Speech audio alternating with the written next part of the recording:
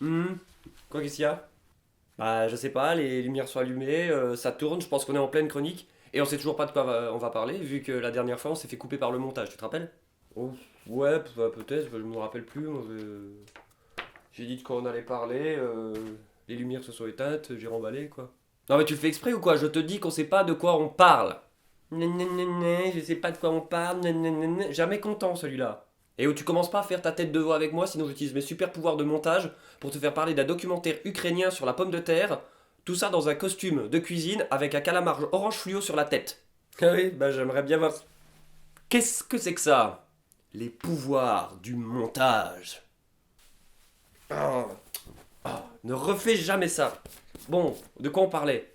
Bah justement, on n'en sait rien, t'as toujours rien dit. J'ai un petit peu l'impression de me répéter là quand même. Ah oui, c'est vrai. Aujourd'hui, on parle de Pacific Rim. Ah bah tu vois quand tu... Merde! Les pouvoirs. Du montage.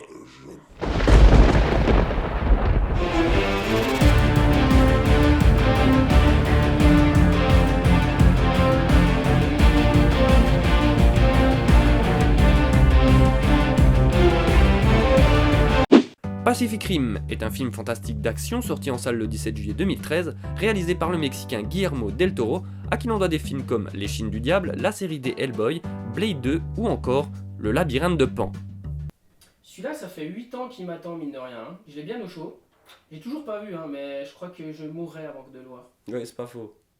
Attends, c'est quoi le délire là? Qui c'est qui parle? Avec qui tu discutes là maintenant? Bonjour, je m'appelle Doko, je suis le co-réalisateur de l'émission et je suis aussi cadreur. Dans la vie,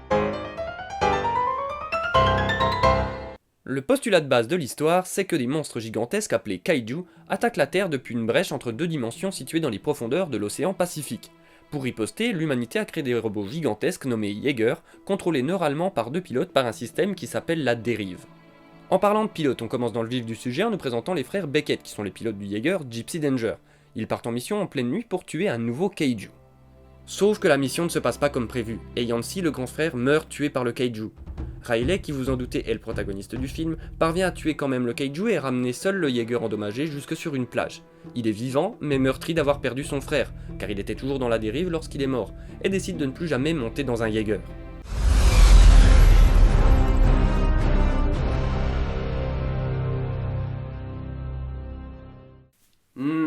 Super, super. J'en viens dessus, mais il y a vraiment un mec depuis le début de Séance vers le futur qui est derrière et que personne ne voit ni n'entend. Bah, bien sûr, c'est lui qui s'assure derrière que tout fonctionne bien. Je veux dire, t'as jamais vu son nom dans le générique? Non, mais je les regarde pas en fait, les génériques. Bah, bravo, bravo. ah bah quel professionnalisme. Franchement, je suis épaté. Hein. Sinon, on pourrait revenir aux gros robots qui t'atteignent des monstres japonais. Non, parce que moi, je suis là pour le plaisir à la base. Hein. Ça se saurait si je t'ai payé pour ces conneries. Bon, 5 ans se sont écoulés et les politiques du monde entier se sont dit que le programme Jaeger c'était bien gentil, mais que construire un énorme mur côtier, ça serait peut-être plus efficace. Les Portugais avaient pas de robots et ils étaient jaloux, c'est ça? Eh oh, c'est raciste ça! Pacific Rim! C'est pathétique. Ouais, donc je disais que les Jaegers se font démobiliser et sont stockés à Hong Kong. Du coup, le marshal Pencos va retrouver Riley qui se touche la nouille depuis 5 ans sur un mur, et le convainc de revenir piloter un Jaeger pour une dernière mission. Alors où préférez-vous mourir? Ici? Ou dans un Jaeger? Ils arrivent au Chatterdome, c'est leur base, et on fait la connaissance avec les autres personnages importants du film, à savoir Mako, la protégée du Marshal, les deux scientifiques exubérants Newton et Gottlieb, et pour finir, Hercule Hansen et son fils Chuck, qui sont aux commandes du Jaeger Striker Eureka. Et bah, ça en fait du monde tout ça. Bah, pas tant que ça, puisque fondamentalement c'est les seuls personnages importants du film en fait. J'espère que leur plan il tient plus la route que celui du Fallen dans le film précédent. Note de la rédaction de Séance vers le futur. Voyons voir.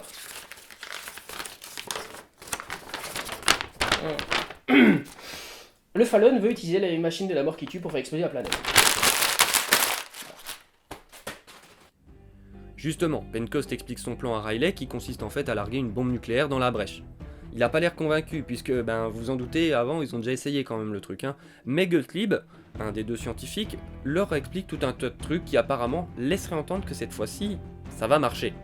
Ah, très bien. Donc ils y vont, ils larguent la bombe, ça explose, les gentils ont gagné et c'est la fin du film. Fabuleux, c'est ça. Et le film n'a duré que 20 minutes et n'a aucun intérêt. Le spectacle de Jean-Michel Patchut, quoi. C'est bon les gars, fin de tournage. On a mis 15 minutes je crois, hein. Record battu. Bon sinon j'ai un peu de temps, on va manger un bout ou on s'encule?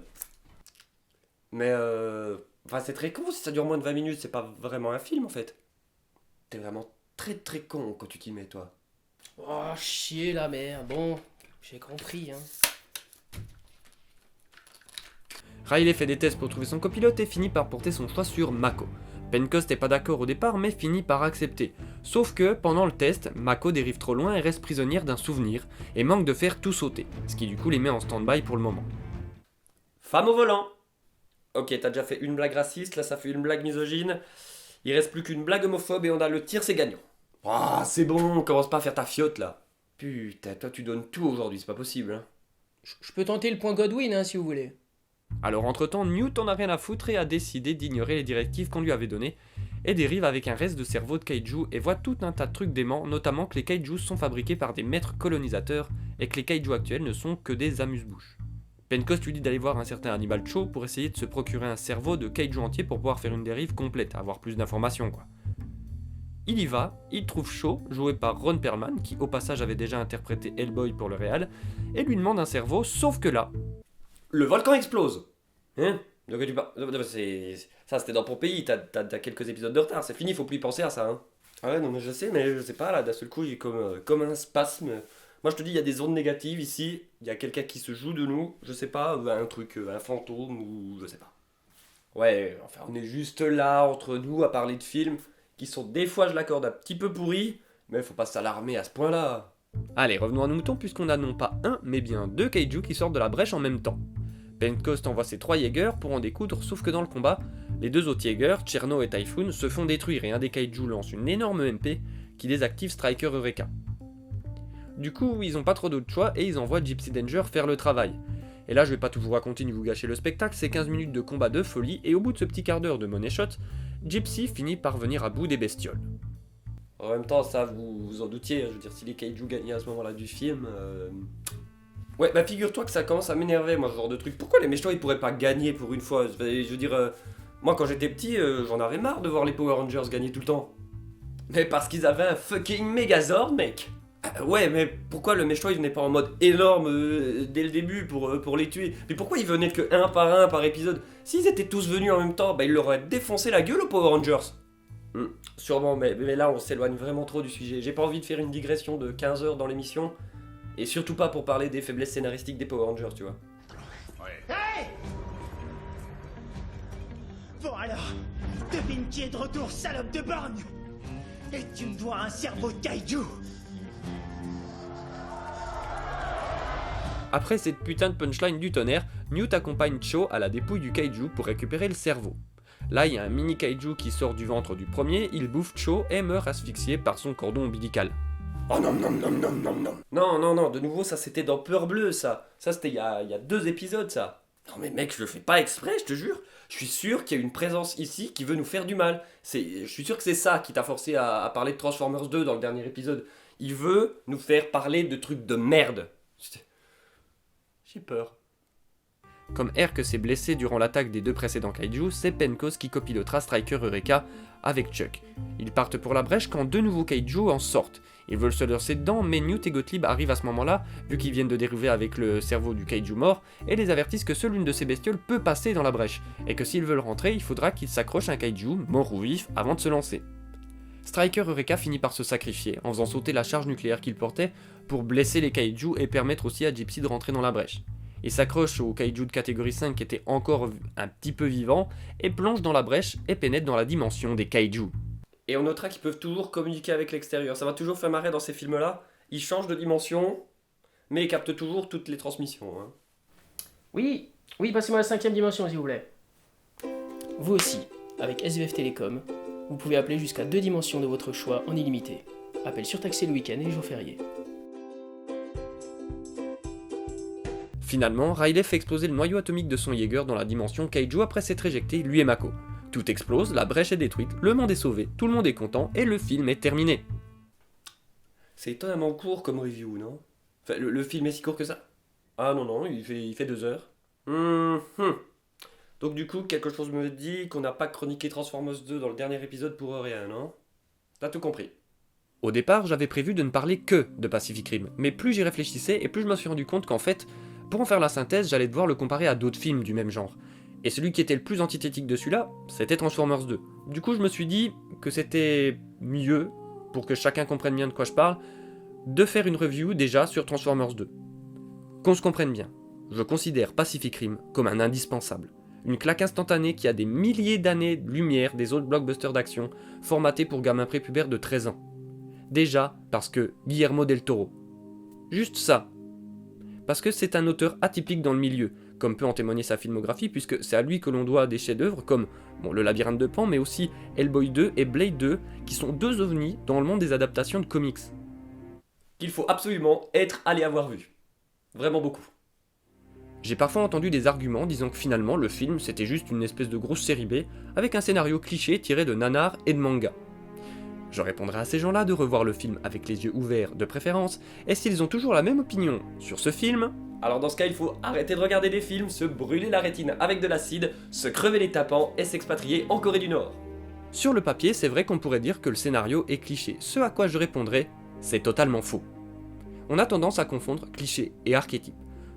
C'est simple, le film en entier repose sur le concept de base suivant, finalement assez simple, des monstres géants contre des robots géants.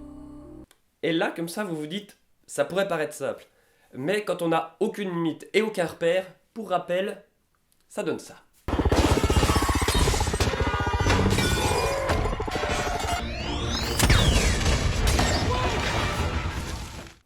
Voilà, et c'est là qu'on va pouvoir enfin le comparer à Transformers 2. Dans Transformers, les personnages ne sont pas des clichés, sont même pas des archétypes, sont pas de rôles identifiables en fait, c'est tout part en vrille. La plupart du temps ils sont hystériques alors que ça rentre pas dans le ton du film, pour combler on les fait faire des blagues et des gags comme si on était dans un numéro de cirque ou dans une comédie bas du front, du coup on ne s'attache pas aux personnages. Et pire, on passe notre temps à les rendre ridicules et surtout inutiles au déroulement de l'histoire en elle-même. Ici dans Pacific Rim, les personnages sont archétypaux, parce qu'ils permettent de ne pas passer longtemps pour qu'on les identifie de façon iconique. On a le héros blessé, le chef bourru mais avec un grand cœur, le rival forcément con et prétentieux au début, mais qui finira par se révéler être quelqu'un de bien, les scientifiques excentriques et décalés, etc., etc. Ces techniques permettent d'avoir un récit plus simple, plus fluide, qui ne part pas dans tous les sens comme dans Transformers. Ici on se concentre sur l'essentiel, ce qui permet d'avoir des scènes d'action plus denses, mais avec aussi plus de sens et qui s'insèrent plus logiquement dans le récit. Comme on a posé le décor très vite et qu'on ne perd pas de temps avec une histoire inutilement compliquée, on peut se concentrer sur le cœur même du film, de la bagarre entre des robots géants et des monstres du Kaiju Eiga. Parce que finalement, c'est ce que le film avait promis, et il le respecte. Et à ce niveau-là, ceux qui oseront encore dire que le film est un ersatz de série B feraient bien de retourner voir des séries B, car la mise en scène de Pacific Rim est juste dantesque. Le film est composé d'au moins 50% de scènes d'action, et aucune n'est filmée de la même manière ni rythmée de la même manière. Dans Transformers 2 par exemple, on avait des idées de mise en scène sympas, mais très vite dans le film, elles sont recyclées encore et encore, tant et si bien qu'on a l'impression de revoir tout le temps la même chose. Ici, tout est différent d'un plan à l'autre.